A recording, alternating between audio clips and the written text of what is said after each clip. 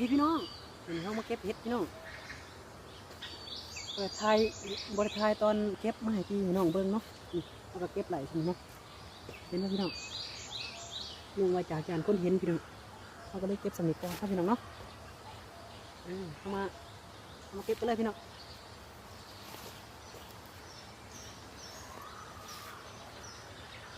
นี่พี่น้องเก็บกระทุ้งกันดอกกำลังจุ๊บเขาเก็บแล้วเขาเก็บกองไว้พี่น้อง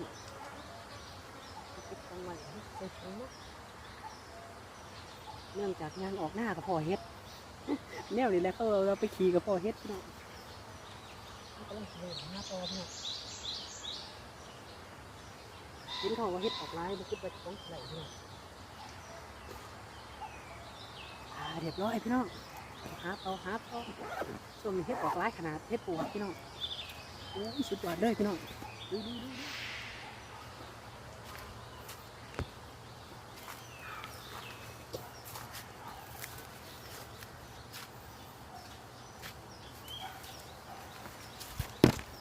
เห็นแบบพี่น้อง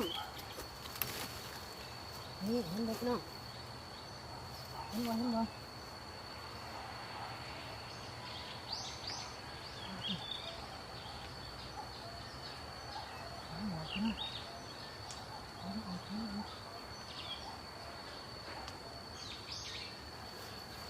พี่น้องดูต่อไปพี่น้อง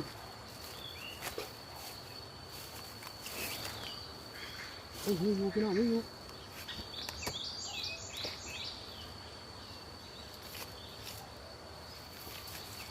พี่น้องมา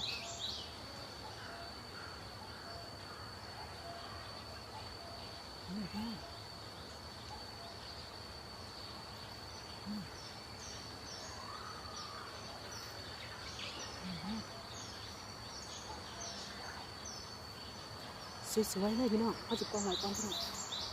จะได้ไหมครับ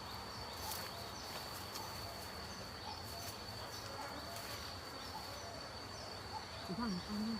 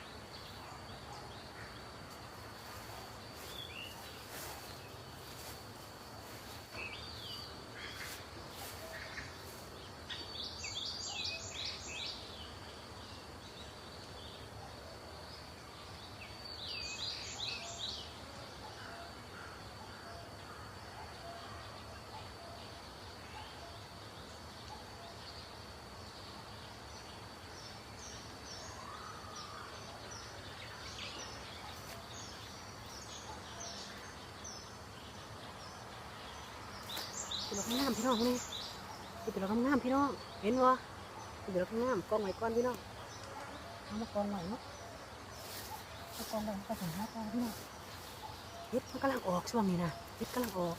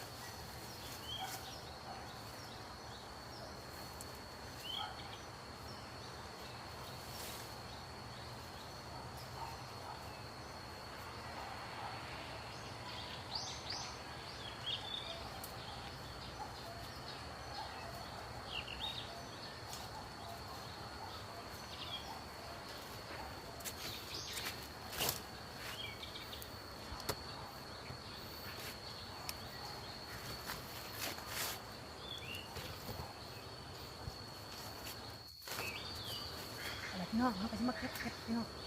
หลังจากที่เขากองไว้เนาะพี่น้องเนาะนี่เห็ดเขากองไว้พี่น้องเขาก็จะเปิดท้องเก็บเห็ดกันแล้วพี่น้อง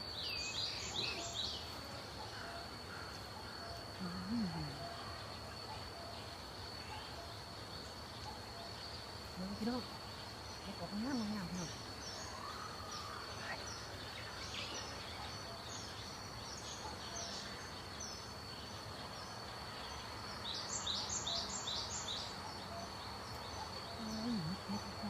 เฮ็ด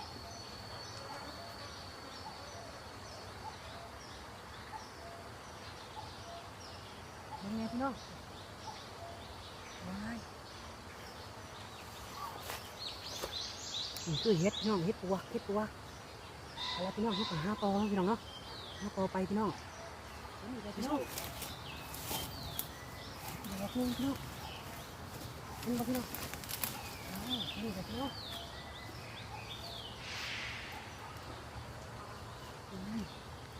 ดอกนี่พี่น้อง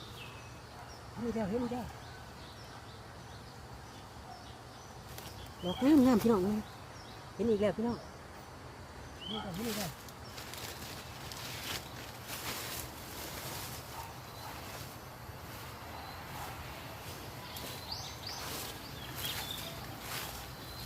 อันนี้ก็พอดหาพี่น้องนี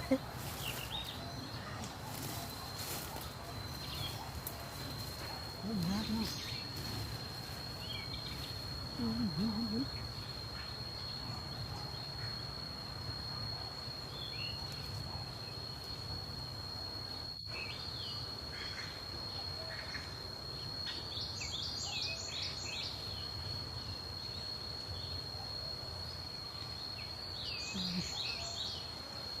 เบิ้งเห็นอีกแล้วพี่น้องเห็นอีกแล้วลุยพี่น้องลุยหาต่อไปพี่น้อง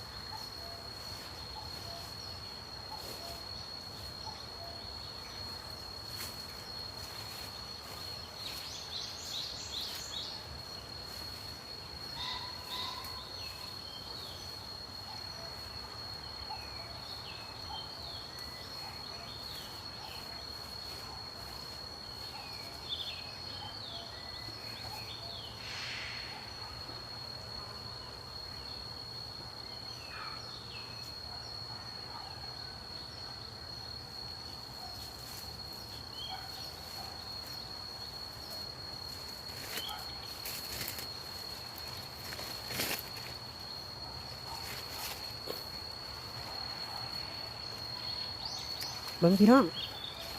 เบิ้งตัวเขาเก็บไหลนะพี่น้องเนาะนี่คือเขาเก็บไหลพี่น้องเขาจะมาเก็บใส่กระทงกันเลย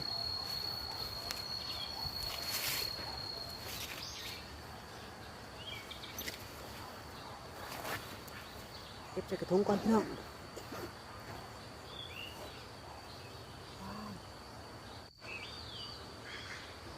เบิ้งพี่น้องเอามาเก็บใส่กระทงกันเลยพี่น้องแซ่บหวานพี่น้องหวานว้าวตะกอยด้วยพี่น้องมุนดูหาต่อพี่น้องหาต่อ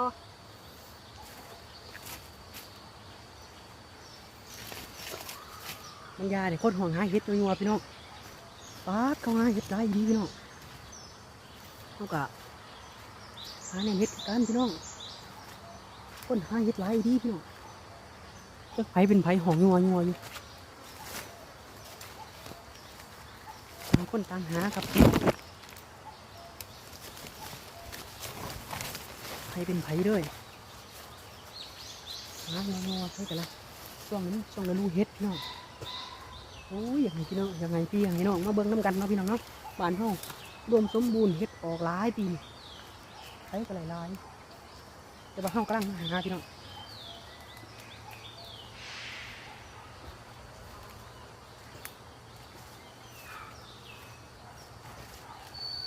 เขาพอเฮ็ดอยู่พี่น้อง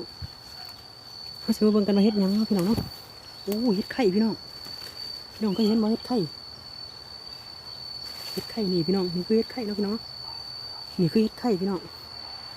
ว้ายฮะโผของแสบตินเห็ดไข่พี่น้องเห็ดไข่เห็ดไข่พี่น้องแสบเลยพี่น้องนี่อีกว่าพี่น้องสิมาเบิ่งอีกพี่น้องถ้าเห็ดไข่มันสิเกิดร้ายเลยพี่น้องมันอยู่ในโพนต้องเห็นดอกหนึ่งพี่น้องเลือกเอาวะที่ไหนโอ้พี่น้องเลือกเอาได้จังไหนเลือกเอาได้จังไหนนะตัวพี่น้อง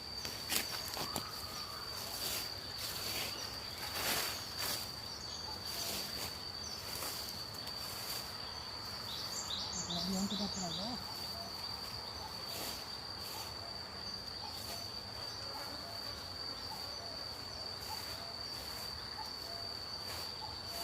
เสื้อเสื้อแล้วของพวกนี้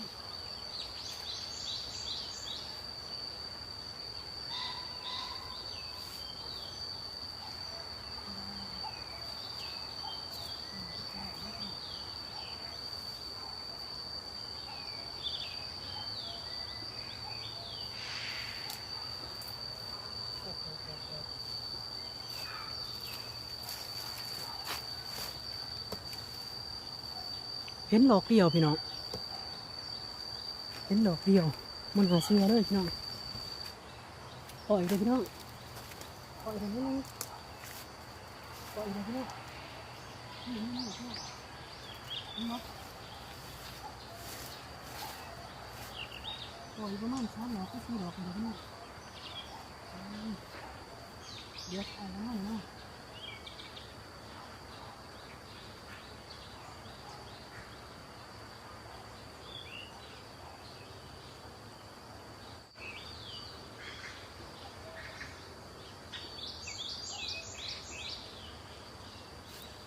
พี่น้อง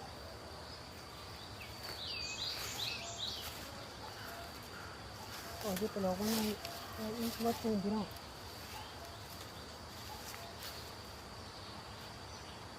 เดี๋ยวเอาจากนี้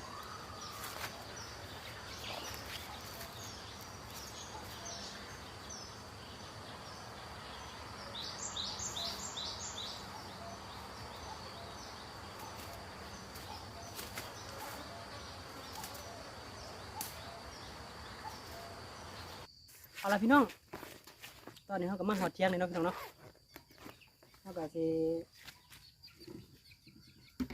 เอาเฮ็ดลงใส่กันซ่าพี่น้องอุ้ยเอาละแปะเอาของอุปกรณ์ออกก่อน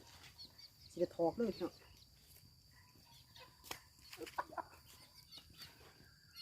ถอกเลยพี่น้องถอกเลยถอก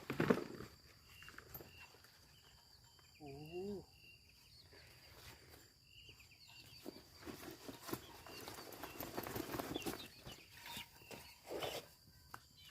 หลายเติบอยู่พี่น้องหลายเติบอยู่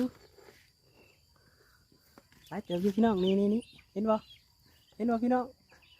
เอาหามาแต่บ้านเนาะพี่น้องเนาะนี่เนาะเอาอะไรเนาะอะไรพี่น้องพอได้เห็นคลิปนี้ก็ฝากกดไลค์กดแชร์กดติดตามนะพี่น้องเนาะทางYouTube แล้วก็แฟนเพจพี่น้องฝากเป็นกำลังใจให้พวกเราเลยเด้อพี่น้องเด้อบ๊ายบาย